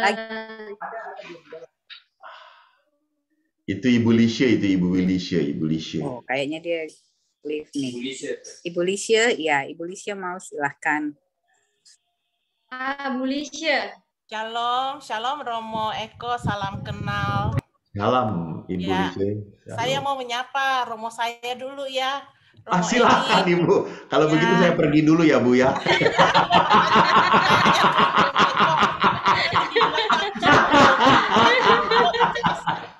Saya ini semua. Ya aku harus sapa dulu Romo Edi. Terus ada Romo rohani saya yang bareng-bareng ke Holy Land, Romo Martinus. Ya. Salam kangen semua ya, Romo. Salam. Pertanyaan saya, Romo, saya kalau soalnya waktu sebelum merit, suami saya kan agama leluhur. Ya. Jadi saya ajak, kemudian kesadaran dia sendiri belajar agama. Jadi waktu sebelum merit dia itu dibaptis Katolik. Tapi pengetahuan tentang Tuhan Yesus, tentang terutama lagi firman Allah, dia itu minim sekali ya, minim sekali. Yang paling ini yang saya mau tanyakan, Romo, setiap kalau ke gereja, yang anak bungsu yang hilang itu, dia tuh paling benci. Aduh, ada yang salah ini ajaran. Ini ada yang salah ini. Ini Alkitab nggak benar ini.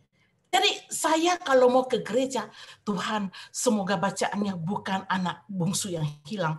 Begitu pergi ke gereja bareng dia, ini lagi, aduh, selalu ini lagi. Nah, apa yang terjadi, Romo, selalu juga bahwa di dalam kehidupan dia, baik di kantor, di perusahaan, ini yang terjadi. Jadi bagi kita orang Katolik ada pengampunan.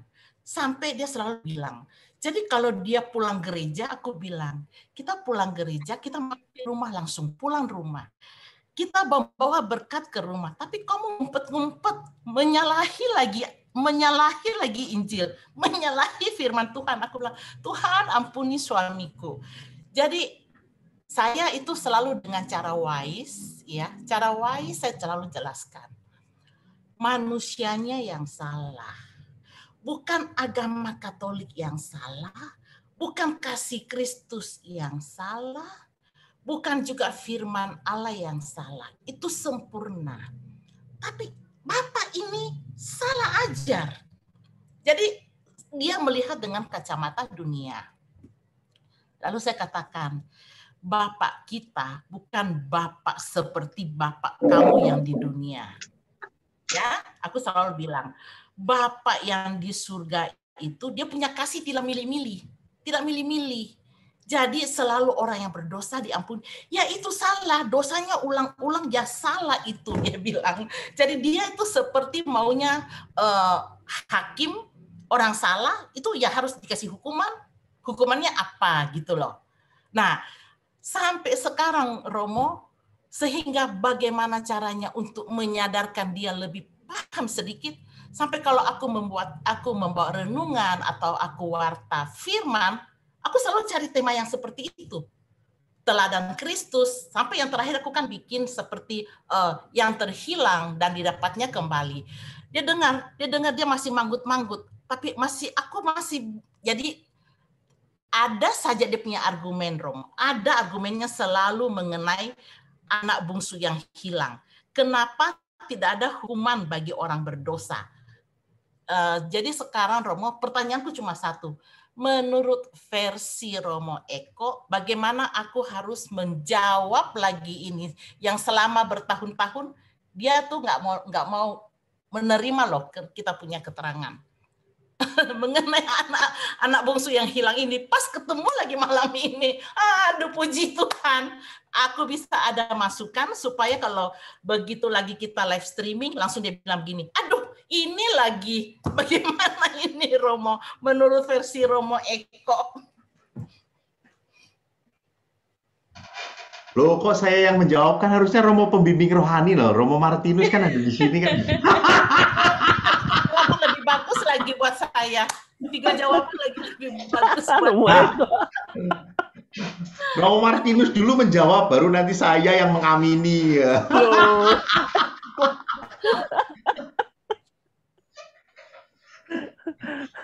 Baik. Terima kasih Bu. Selamat malam semua. Teristimewa kami berbahagia di Palopo. Romo Eko boleh hadir berbagi dengan kami dalam masa-masa yang sulit ini. Nah, ya mungkin saya tidak akan menjawab ya, tetapi ya saya punya pikiran dalam kasus seperti itu ya memang kita perlu menyerahkan dia kepada Tuhan. Kita perlu mendoakan dia, ya, mendoakan dia, menyerahkan dia kepada Tuhan supaya Tuhanlah yang pembimbing utamanya, bukan kita. Ya, itu pikiran saya. Saya yakin bahwa Tuhan pun juga mungkin itu akan bisa merubah pikirannya, ya, bahwa Allah itu adalah Allah yang Maha Rahim, Allah Maha Pengampun, bukan Allah yang suka menghukum orang, ya, tetapi adalah Maha Pengasih, Maha Penyayang. Yang penting bahwa orang itu sungguh-sungguh mau datang kepadanya untuk memohon pengampunan. Nah, itu. Lalu yang kedua, selain kita menyerahkan kepada Tuhan dalam doa-doa kita, ya tentu saja kalau saya, mungkin kita perlu mencari orang yang cukup dekat dengan dia, yang bisa mungkin pikiran kita, ide dari kita, tetapi mungkin orang itu yang perlu menyuarakan kepada dia, yang bisa didengarkan. Ya, bisa didengarkan oleh dia. Walaupun itu idenya dari Bu Lisha atau dari siapa, ya. Karena siapa tahu mungkin memang dia sudah negative thinking kepada kita, lalu apapun yang kita katakan, dia nampaknya dia sudah pasang benteng. Nah, itu. Maka mungkin melalui orang ketiga, ya, tentu saja yang pertama tadi itu Tuhan, melalui orang ketiga, siapa tahu itu bisa membuka pikirannya. Itu dari saya dulu. Pasti Romo Eko dan Romo Edi akan menyempurnakan. Terima kasih. Romo Martin. Ya. Dia dari Romo pembimbing, sekarang dari Romo yang chess-nya. Nanti diaminkan oleh Romo Eko. Ya.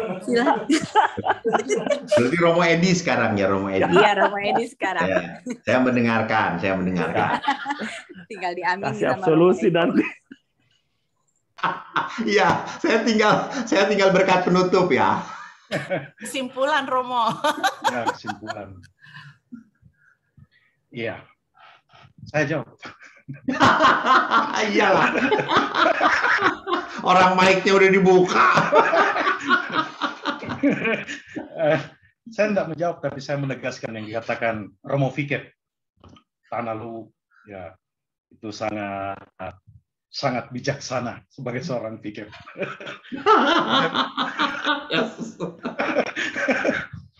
Nah, saya cuma mau mengatakan ada dari pengalaman saya secara pribadi. Ada juga satu perikopa, ada perikopa tertentu yang bagi saya dari dulu itu secara manusiawi, akal sehat saya tidak terima. Karena dengan begitu banyak hal. Tetapi dari hal yang saya tidak terima itu, justru saya ingin tahu dan cari betul apa yang dimaksudkan dengan perikopa itu. Dan banyak ternyata hal-hal yang akhirnya membuat saya justru menjadikan perikopa yang saya benci, yang saya hindari, itu akhirnya menjadi favorit saya. Jadi yakin dan percayalah bahwa keinginan dari orang tua atau opa tadi, atau yang mungkin pada awalnya itu sebenarnya ada kerinduannya untuk semakin mengenal teks tersebut. Dan percaya saja, seperti yang dikatakan oleh Romo Fikir tadi, kalau Roh Allah sudah berkarya, mungkin saja teks itu akan menjadi teks favorit dia. Itu saja tambahan saya. Sederhana.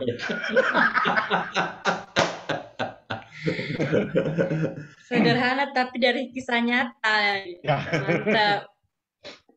Saya pernah coba, Romo Edi. Jadi dia kalau dengan sekeliling teman saya, dengan teman pelayanan saya, dengan romo-romo saya, dia manggut-manggut. Nah, tetapi nanti kalau dia dengar lagi ini firman anak bungsu yang hilang, dia ini lagi pasti ada protesnya lagi. Jadi bagaimana caranya? Aku sampai nempel loh. Aku nempel satu ayat aja dulu di kulkas satu. Terus ayat berikutnya nempel di kulkas belakang. Kan dia senangnya hobinya masak-masak kan. Tapi apa yang terjadi?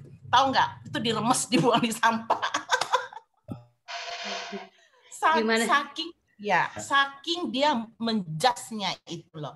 Jadi aku pikir saya mesti ya aku selalu jelaskan bahwa itu bapak yang bapak yang bekasih, bapak pengampun, bukan sama dengan bapak duniawi. Tidak pilih kasih, malah orang yang berdosa itu yang dicari, seperti itu.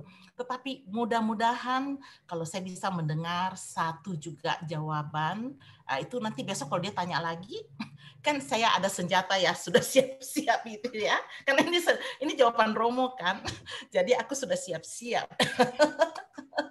Jadi artinya perikop ini yang saya hadapi ya maksudnya cuma ke saya aja dia itu yang komplain, ke orang lain sih enggak.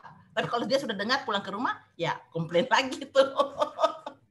Mudah-mudahan ada satu jawaban yang wise gitu loh, yang nanti kalau pas lagi live streaming ini lagi terus dia komplain lagi, mungkin saya bisa kasih secara menjawab dengan wise ya, seperti itu. Ya.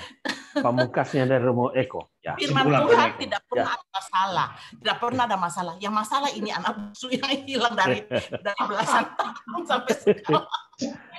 Kesimpulan dari ahlinya, Pamungkas. Ibu. Jadi bukan satu mustahil bahwa kita bisa berempat bisa ketemu di sini di Saint Michael, jauhnya ke Palopo. Ibu Lisha harus sadar bahwa di atas fikep itu uskup. Sedangkan saya itu di bawah fikep. Saya bukan pastor paroki, saya pastor pembantu. Nah, Ibu Lisha, ini Romo Eko, ini calon uskup. Nah, itu ya. Ibu Lisha, semua pastor itu calon uskup. Saya seumur hidup calon terus. Jadi hari kita bisa ketawa kan, tadi serius aku bilang kapan kekakuan ini bisa terpecahkan, akhirnya terpecahkan.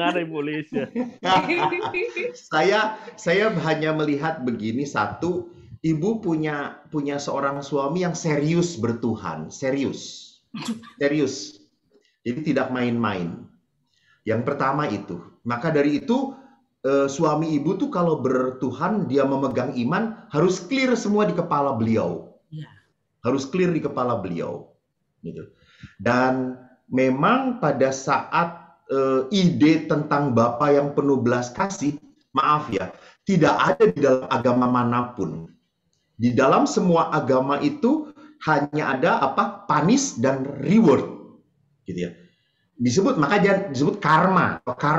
Lu jahat, gue kasih jahat. Saya baik, saya berbuat baik, saya mencari pahala. Saya baik supaya saya nanti reinkarnasinya jadi lebih baik. Itu toh. Jadi konsep tentang Bapa yang kerahiman itu sungguh adalah konsep Yesus Kristus. Sungguh konsep Yesus Kristus. Dan bapak, suami ibu itu sedang menempatkan diri sebagai anak sulung.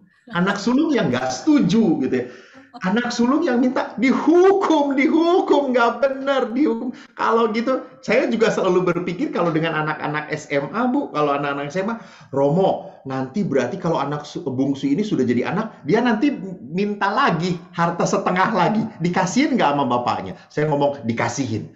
Bego banget itu bapak. Betul, gitu ya. Kenapa? Karena Allah itu baik hati. Itu tadi yang ada hubungannya dengan Pak Yosef yang ditanya, kalau orang mempermainkan kerahiman Tuhan, dosa berat dia mempermainkan kerahiman Tuhan gitu. Jadi Bapak ini bukan untuk dijelaskan, Jadi Bapak ini ingin melihat. Maka tadi betul sekali yang terhormat Bapak Romo Fikep sudah mengatakan, biarkan Tuhan yang membimbing dia. Benar. Karena ini adalah sebuah pengalaman. Mau dijelaskan seperti apapun tidak akan pernah bisa kita terima, nggak masuk akal, benar impossible. Maka Romo Edi tadi kan, ini kan perikop yang impossible sekali gitu untuk dipikirkan. Maka pada saat dijelaskan, suami ibu akan terus enggak. Jadi biarkan Ibu Lisha, rupanya perikop ini menjadi salah satu tema supaya ibu bisa berkomunikasi terus dengan bapak gitu ya. Biarin ribut aja terus, nggak apa-apa Bu. Nggak ribut sih, kita nggak ribut, kita harus kasih contoh ya di Nah rumah itu, ya. Amin. Ya, kita benar. harus kasih contoh soalnya Nah, kan saudara-saudara dia kan saudara. Jadi artinya kita harus menangkan jiwa itu, jiwa-jiwa keluarga saudara-saudaranya supaya mendapatkan keselamatan dari Yesus. Ya puji Tuhan bahwa dari pihak suami saya itu sudah ya 88% lah yang dari 100% syukur pada itu Allah. agama leluhur. Jadi kita harus kasih contoh supaya orang melihat perbuatan kita, mereka bisa juga mendapatkan keselamatan ya. Dia kalau sama teman-teman rohani saya, kalau mungkin sama pastor ya, sama ya Romo Edi kan tahu ya di Makassar ya lama.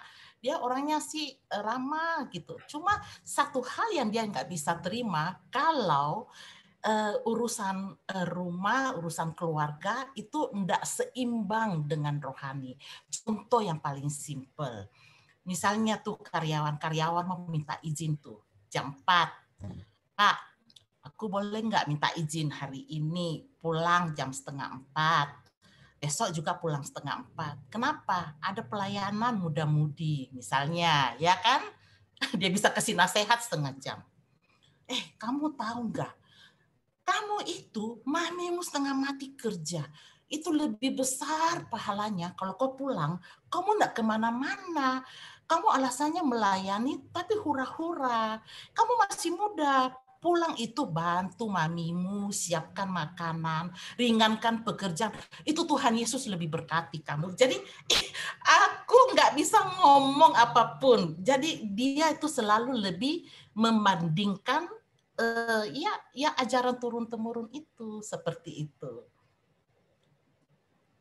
Nah, jadi orang minta izin untuk pelayanan, dia kasih nasihat 1/2 jam. so pergumulan saya ini berat. Pergumulan saya ini berat. Itu yang sering kali disebut bahwa uhau gitu ya. Bagaimana menjadi orang baik itu yang lebih dipentingkan. Jadi memang agama-agama leluhur Buddha, maka agama itu tidak mengedepankan Tuhannya, tapi mengedepankan kerahimannya, kebaikannya. Itu yang menjadi kekuatan dari suami ibu. Nah, ini juga tantangan ibu sebagai seorang Katolik, jangan-jangan lu nggak ngasih contoh yang baik gitu ya. Jadi saya juga perlu didoakan. Kita sama-sama bisa nih. Nanti Romo Fikep akan doakan, Bu. Ya, didoakan jadi uskup ya. Oke. Terima kasih Bu Lisya. Terima kasih Romo. Terima kasih banyak. Jadi banyak masukan yang wise ya. Mungkin kita nanti besok juga bisa ketemu, bisa kita menjawab dengan bijaksana ya, tidak menyimpang. Ada masukan. Terima kasih banyak. Terima kasih banyak untuk ketiga Romo. Terima kasih Bu Lisya, terima kasih banyak, terima kasih. Luar biasa malam hari ini. Ternyata di sesi terakhir yang paling wow, lebih semangat jadinya. Saya sedikit mau tanya ke Bu Lisya, lihat-lihat Alkitabnya Bu, jangan sampai udah dirobek ayat yang itu. Oh enggak. Alkitabnya dia utuh. Malah aku sekarang karena Lectio Divina, aku sudah janji di Lectio Divina bahwa karena Alkitabnya utuh sampai berdebu.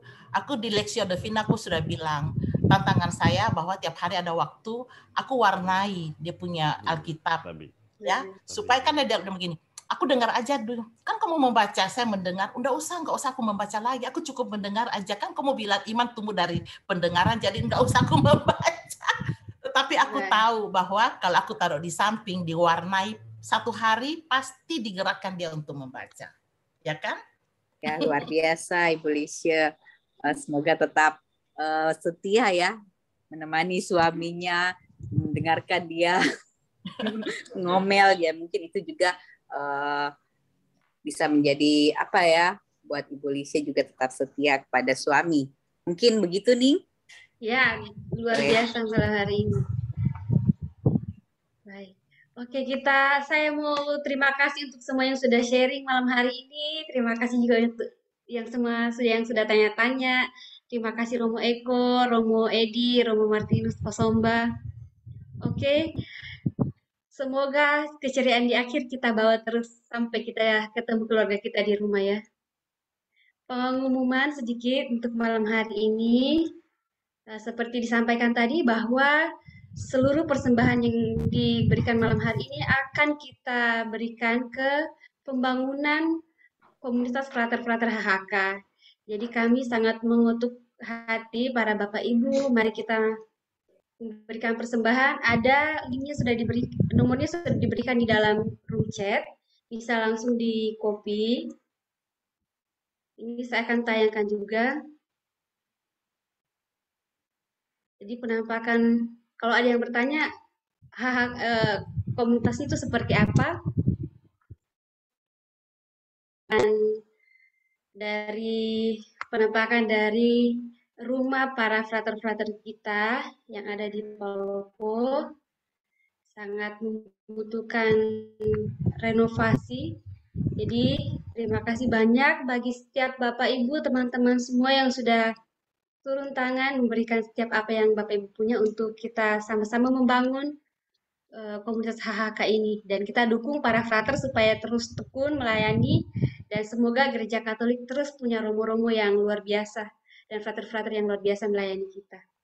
Persembahan boleh disalurkan.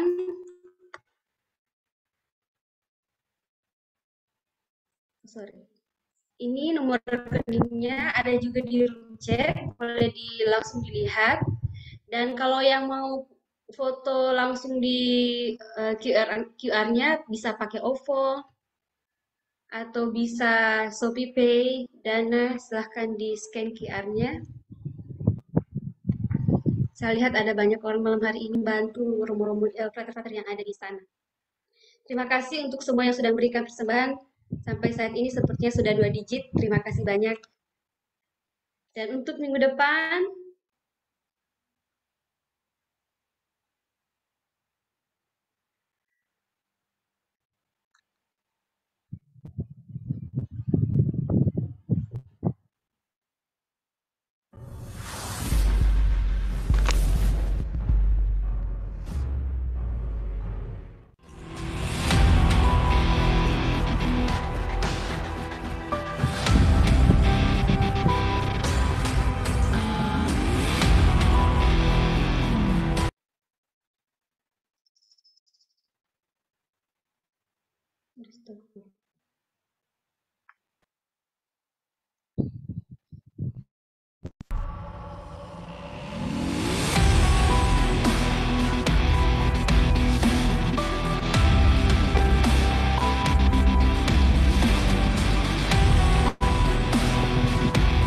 kebersamaan kita tidak akan berakhir di malam hari ini saja. Kami dari PDKK Santo Mikael Palopo sangat rindu terus berbagi, terus membagikan kabar baik kepada semua orang. Dan semoga di minggu depan kita bisa ketemu lagi bersama pembicara kita dari Jakarta, Ibu Justisia dengan tema pada iman yang mampu memindahkan gunung. Percaya? Mari kita ikut minggu depan. Terima kasih banyak sekali lagi untuk semua yang sudah berpartisipasi malam hari ini. Romo Martinus dan beberapa tim juga saya lihat dari Malaysia yang dan jauh, dari Surabaya, dari Bandung, dan semua kita dari mana kita berada.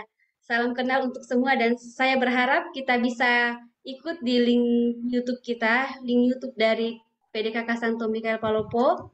Bisa klik di YouTube PDKK Santo Mikael Palopo. Yang tidak sempat ikut malam hari ini bisa nonton di sana. Baik, Bapak Ibu, malam hari ini kita akan didoakan oleh 3 romo. Jadi nanti ada sesi doa. Jadi semua doa yang sudah masuk sudah dikumpulkan oleh panitia. Nanti akan ada doa. Siap Romo Eko ya, Romo Eko, Romo Edi, dan nanti ditutup berkat dari Romo Martinus Pasomba. Ini nanti dari Romo Edi ke Romo Eko, lalu nanti ditutup berkat oleh Romo Martinus. Baik. Mari Bapak Ibu, saudara-saudara sekalian, kita akan masuk dalam sesi doa. Kita tenang sejenak. Dalam nama Bapa dan Putra dan Roh Kudus. Amin. Allah Bapa yang Maha Baik, terima kasih untuk setiap berkat yang Kau berikan bagi kami pada malam hari ini. Dan saat ini Tuhan, dengan segala kerinduan, kami membawa setiap permohonan-permohonan kami ke hadapan-Mu. Kiranya Engkau Allah yang Maha Baik selalu mendengarkan doa-doa kami. Dalam ini kami juga doa Tuhan untuk setiap umat yang hadir malam hari ini. Berikan kami hati seperti hati hamba yang mau mendengarkan firman-Mu dan mau menjadi pelaku-pelaku firman-Mu. Berkati juga PD ini Tuhan, semoga terus berdiri tegak dengan segala sukacita di hati untuk terus memuliakan Engkau. Silakan Romo Edi. Ya Allah yang Maha Kasih, kami bersama saudara-saudari kami, Pasutri, Ferdinand, dan Elsa, memohon kemurahan kasih-Mu bagi kerinduan mereka akan kehadiran seorang anak sebagai buah cinta dalam keluarga mereka. Kami percaya Engkau yang telah menyatukan cinta mereka dalam sakramen pernikahan kudus akan senantiasa memelihara mereka di dalam cinta. Dan kami percaya pula oleh karena cinta yang telah Kau persatukan dan juga berasal dari Engkau sendiri, Engkau akan merahmati mereka dengan kemurahan kasih-Mu, sehingga kerinduan mereka untuk kelahiran seorang anak sebagai buah dari cinta mereka dapat terwujud oleh karena kemurahan kasih-Mu. Bapa yang penuh kasih, kami juga mengenangkan saudara-saudari kami, siapa saja yang telah Engkau panggil ke hadirat-Mu, menghadap Engkau untuk hidup abadi bersama di dalam kerajaan-Mu. Kami berdoa bersama pada malam hari ini, khususnya untuk Bapak Benyamin, Jenis Pontaria, dan Sowandi Pontaria yang telah Engkau panggil ke hadirat-Mu. Kami percaya saat ini mereka telah menikmati perjamuan surgawi yang abadi bersama dengan Engkau, bersama dengan para kudus-Mu di dalam kerajaan surga. Kami serahkan mereka ke dalam tangan-Mu ya Tuhan. Semoga Engkau pun semakin menunjukkan belas kasih-Mu dengan menjadikan mereka pendoa-pendoa bagi kami semua yang masih memberi kesempatan untuk berjuang dan bersiaran di tengah-tengah dunia ini, khususnya untuk semua anggota keluarga yang ditinggalkan. Semoga Engkau pun selalu menjadikan mereka orang-orang yang penuh dengan kebahagiaan untuk menghayati iman dan mengungkapkan iman mereka kepadamu. Demikianlah ya Bapa, juga kami sampaikan doa-doa kami bersama dengan saudara-saudari kami yang lain dan perantaraan Kristus Tuhan dan Juru Selamat kami. Allah yang Maha Rahim, kami berdoa bagi saudara-saudari kami yang mengharapkan jamahan-Mu atas mereka yang sakit. Selsianto, Ibu Foni, Gisela Puspita, Norman, Lili, dan ketiga putranya, serta saudara-saudara kami yang juga mengalami Bapak Andreas Lopak, Ferdinand, dan Elsa. Mohon kesembuhan Ferdinandus Kewarus, Ibu Lisye, Ibu Isye, dan saudara-saudarinya.